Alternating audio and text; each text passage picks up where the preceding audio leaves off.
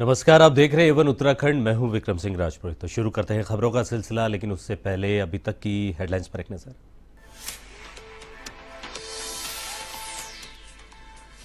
उत्तराखंड की राजनीति में गारंटी बनी चर्चा का विषय। कांग्रेस ने मोदी की गारंटी पर उठाए सवाल। करण मारा ने कहा, धरातल पर नजर आती है हमारी गारंटी।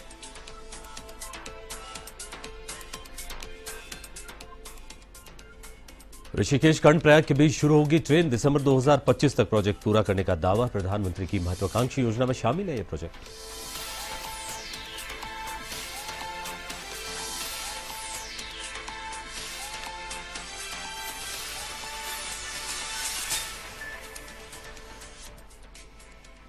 त्योहारों के दौरान पुलिस आई अलर्ट मोड में। संवेदनशील क्षेत्रों में बैठक करने के निर्देश। बरती जाएगी विशेष सावधानियां।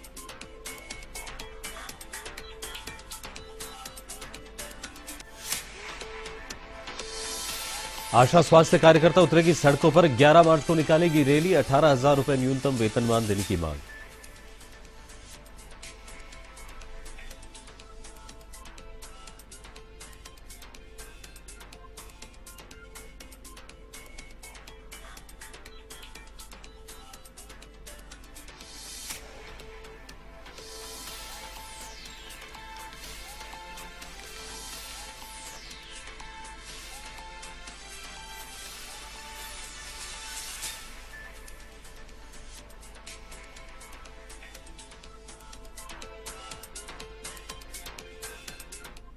चल रही अपडेट चल रही है, उसके बारे में जानकारी दे रहे थे हनुमंत सिंह चारण। और अगली खबर की ओर बढ़ते, जो उत्तराखंड से ही है। देहरादून के प्रदेश कांग्रेस कार्यालय में कांग्रेस के प्रदेश अध्यक्ष करण मारा ने विभिन्न मुद्दों को लेकर प्रेस वार्ता की, जिसमें उन्होंने कहा कि हम मोदी की गारंटी से अपनी गारंटी की तुलना कर रहे हैं, तो हमारी गारंटी लोगों के बीच धरातल पर नजर आ रही है।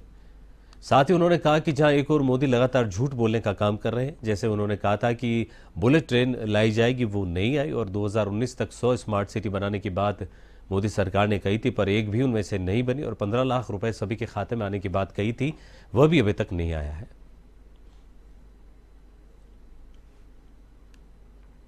2019 तक 100 स्मार्ट सिटीज बना देंगे कहा था, एक भी नहीं बनी। 15 लाख रुपए हर किसी के खाते में आएंगे, वो नहीं आया। उन्होंने कहा था काला धन वापस लेके आएंगे देश में, वो नहीं आया। तो पूरी तमाम तरीके से, चाहे वो बहनों से है, बेटी बचाओ बेटी पढ़ाओ का नारा दिया, अंकिता से लेकर मणिपुर से लेकर अंतर्राष्ट्रीय खिलाड़ियों तक सबने देखा है। किसानों को एमएसपी की गारंटी दी थी, लेकिन अभी तक नहीं हुआ। दोबारा किसानों को आंदोलन करा, फिर एक नौजवान किसान को गोली लगी, वो मरा है। तो ये मोदी की गारंटी है। दूसरी तरफ राहुल गांधी है, जिन्होंने कहा था मैं पुरानी पेंशन स्कीम को लागू करूंगा। जहां जहां कांग्रेस की सरकार आई, राहुल गांधी ने उन राज्यों में ओल्ड पेंशन स्कीम को लागू किया जो लंबी मांग कर्मचारियों की थी।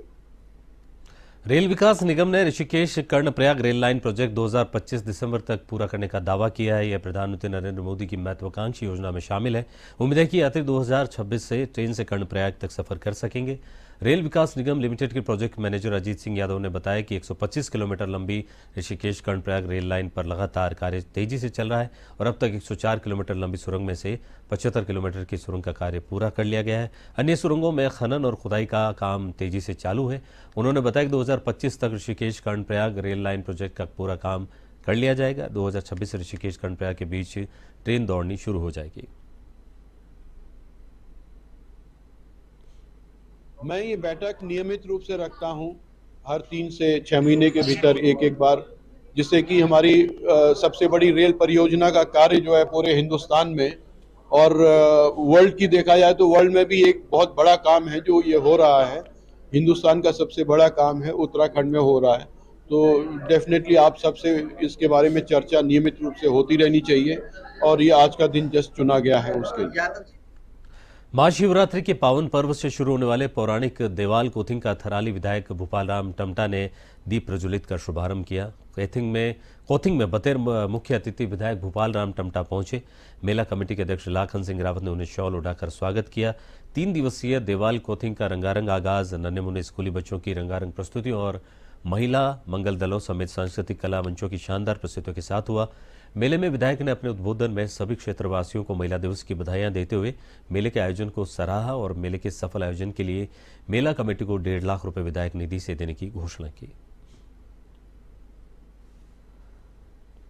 जो हमारा प्राचीन देवाल कौथिक का जो आयोजन किया गया है, ये प्राचीन देवाल कौथिक सांस्कृतिक एवं पर्यटन विकास मेला के रूप में इसको हम आयोजित कर रहे हैं। और आज से कम 17-18 साल पहले से हम लोग इसको 2006-7 से हम इसमें प्रतिभाग करते आए हुए हैं।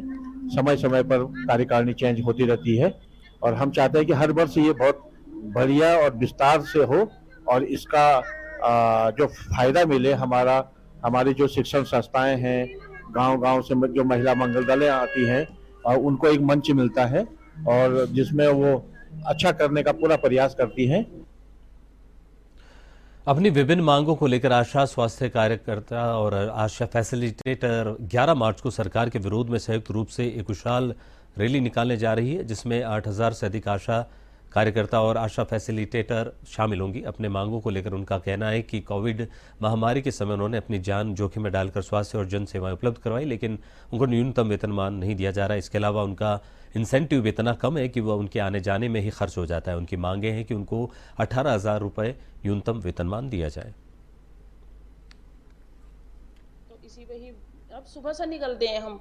कोई भी बहन सुबह से 8 बजे हॉस्पिटल जाएगी, 3-4 बजे आएगी। 3-4 बजे तक मतलब जो इंसेंटिव मिलता है उसमें हमारा किराया भी नहीं निकलता कि बहन का किराया नहीं तो घर का भरण पोषण तो कैसे ही कर पाएगी वो। तो हमारी यही है कि हमारा जो इंसेंटिव है उसको 5 गुना किया जाए, राज्य कर्मचारी घोषित किया जाए।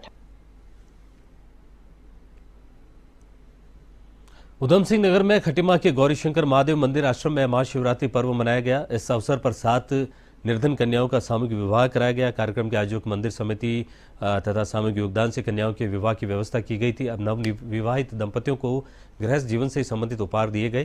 कार्यक्रम में भारी संख्या में लोगों ने पहुंचकर नव दंपतियों को अपना आशीर्वाद दिया। इस अवसर पर भजन गायकों ने अपनी प्रस्तुति से सबका ध्यान आकर्षित किया। इस अवसर पर आयोजन समिति ने अतिथियों के भोजन और अन्य सुविधाओं की व्यवस्था की।